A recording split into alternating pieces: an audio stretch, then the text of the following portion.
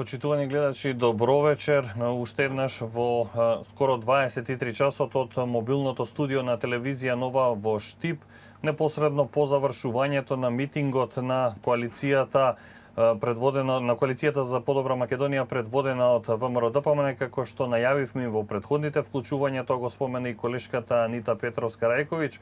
Во ова вклучување од Штип разговараме со двајца кандидати за пратеници на коалицијата за подобра Македонија од третата изборна единица. Со мене во мобилното студио на телевизија Нова се господинот Трајче Димков, добро вечер, и господинот Никола Мицевски, добро вечер и за вас, и благодарам што одвоивте време и во овие доцни часови да бидете гости во мобилното студио на телевизија Нова. Еве, ќе започнеме од господинот Димков. Разговараме и за Штип, за проектите кои што се остварени, но и треба да се реализираат, кои што се во новата програма, меѓутоа и за онаа реторика застапена во изборната кампања и за клучните теми кои што ги тангираат политичките партии. Можеме ли да сублимираме што досега во изминатиот мандат е направено за Штип, некои клучни проекти, дали се однесуваат на инвестиции, вработување, инфраструктура, и што има во новата програма со која што коалицијата за подобра Македонија го бара гласот од штипјани?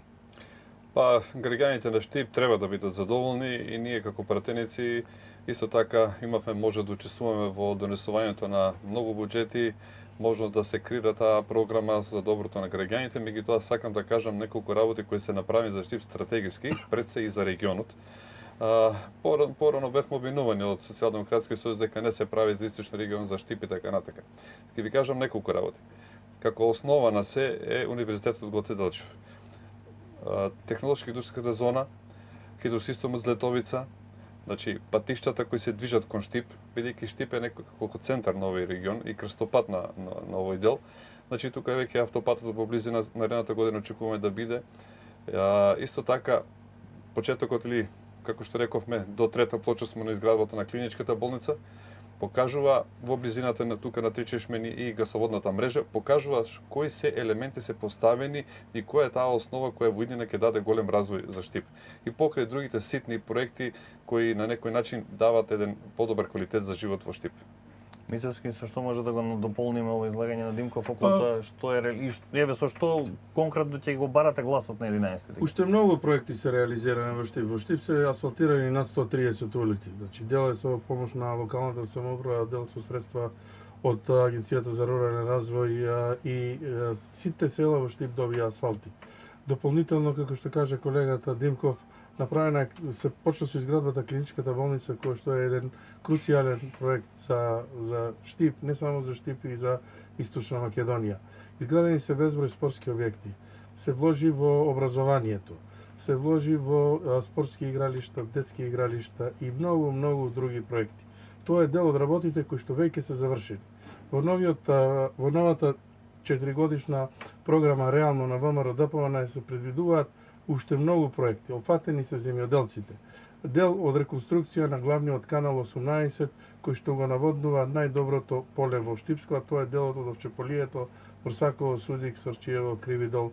Значи, таму имаме реконструкција на главниот канал 18 и целата реконструкција кошта 1,2 милиони евра. Со тоа ќе се реши долгогодишниот проблем на луѓето, односно испарувањето на водата и губењето на водата и неможноста да се наводнуваат тие 1500 хектари. Дополнително во втората фаза е започнато, бидејќи гасоводот Клечовце Штип е веќе завршен и се продолжи со втората фаза од Штип до Неготино, Штип започнува со втора фаза, а тоа е секундарното приклучување до технолошко развојно индустријската зона во прва фаза, а подоцна и приклучување кон индустријата која што се наоѓа во градот и секако план за развој и до домакинствата. Со тоа ќе се заштедат огромен број на средства. Со тоа ќе се намали имитувањето на PM частиците и ќе се заштити животната средина во нашиот град.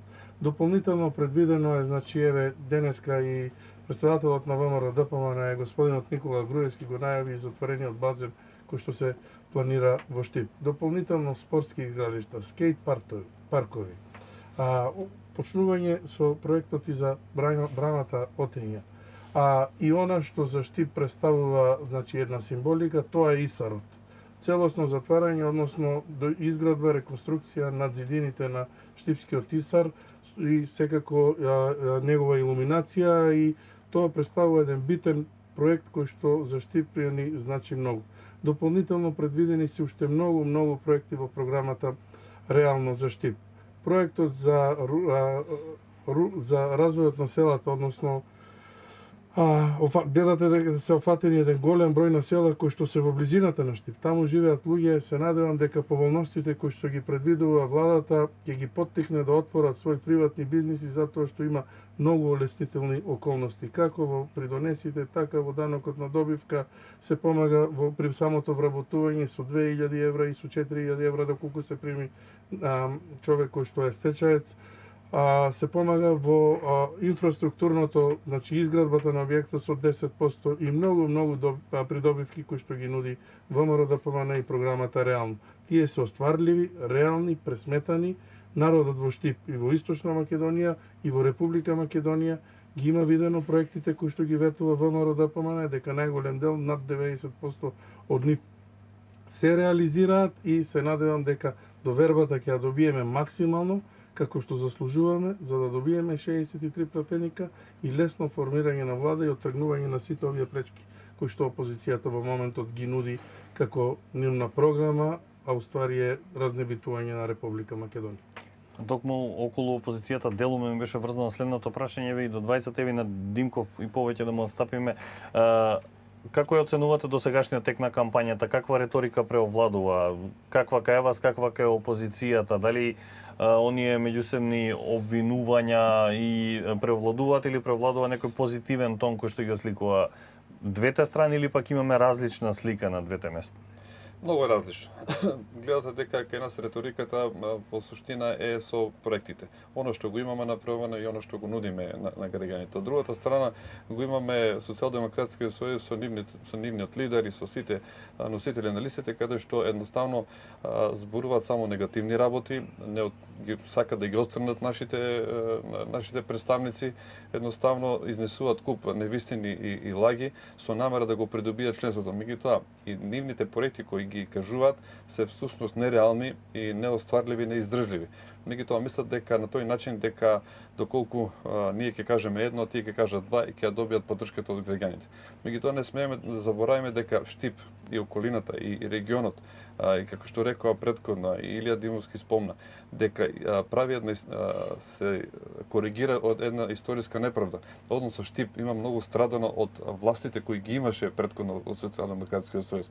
Односно да не забораваме дека 95% од фирмите во Македонија буквално беа распродадени, и тогаш се донесе еден закон за приватизација која буквално ги уништи македонското стопанство, остана 200.000 луѓе без работа. Ако во периодот сега од 2006-2016 имаме ние вработување на лица од 160, значи требаше на Македонија 10 години буквално да дојде до таа бројка да се врати назад. Значи тие во еден ден со еден закон буквално го уништи целото стопанство, и Штип не им го заборава тоа. Така да сега тие идат со една реторика која е малку невкусна, која реторика вреѓа, и една реторика која дава една идеја која може да биде многу поразителна во идно време за Македонија. Не знам зошто така, зошто одеднаш сака да отворат некој албанско прашање за кое всушност и го нема. Ние со албанците многу добро живееме. Мислам дека Македонија како и со Албанија немала некои историски големи пречки во еден период од војната таму и Втората светска војна. Албанците помогнале на македонците бегот со Егејска Македонија. Ние ги прифативме косовските бегалци во еден период. Туку покажува каков е односот на нас како комши. Прилично на сите наши граѓани од било која друга етничка заедница им се дадени правата таму кај што се мнозинство. И сега одеднаш тие да го барат тоа право мислејќи дека ќе го добијат кај албанците. Зошто? Бидејќи кај македонците тие немаат право да барат глас, затоа што не го заслужуваат. Бидејќи се едни исти тие луѓе кои подолго време се на власт во Социјалдемократскиот сојуз и сега одеднаш сакаат да барат глас од барат поддршката од албанците, бидејќи кај македонците не можат. Меѓутоа и таму нема да ја добијат. Значи, меѓутоа мене ми се чини дека И имаше еден проблем, само чисто сакам да го споменам, а тоа е уништување на билбордите пред неколку дена и тоа не е добро. Повикавме, ни излеговме на прес дека тоа не треба така да биде. Едноставно нудиме програма, нека ја понудат тие, нека кажат граѓаните за која опција се. Мислам дека единствено така може да се направи, меѓутоа за жал се уште гледаме како се движи денот на изборите. Гледаме дека тука се повеќе се зголемува таа реторика и нервоза кај нив, а од друга страна гледате дека Македонија тоа што го кажува дека изолирана, банкротирана и не знам каква, колкава се поддршка има од меѓународниот фактор.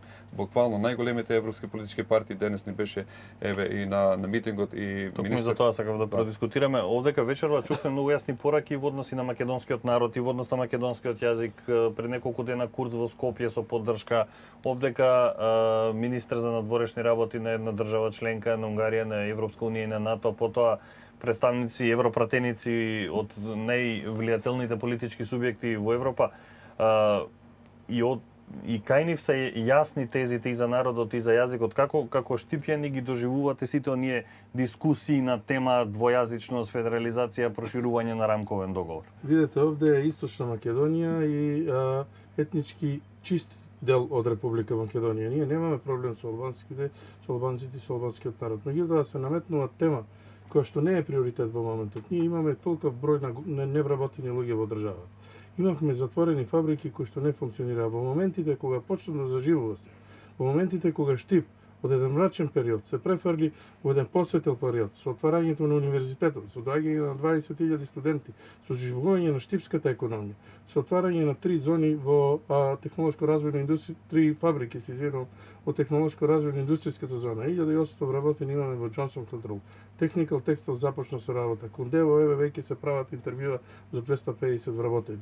Покрај нив, локални фирми живеат како нивна логистика за организација на работа, превоз, исхрана и сето тоа.